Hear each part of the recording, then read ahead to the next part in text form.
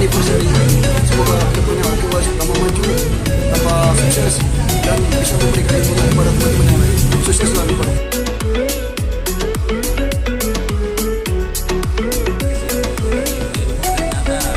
Banyak sekali yang saya dapatkan dari latihan ini. Mudah-mudahan kedepannya latihan ini tetap berjalan dan bisa mempunyai tambah lagi kegiatan kegiatan. Pada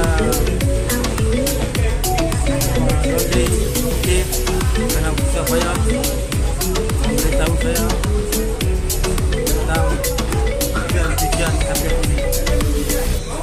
Terima kasih juga kepada Bapak Tegar yang sudi memberi kalimat yang padat tentang tujuan Karpet ini. Saya berterima kasihlah banyak-banyak kepada Okey Wash karena ambil masa yang begitu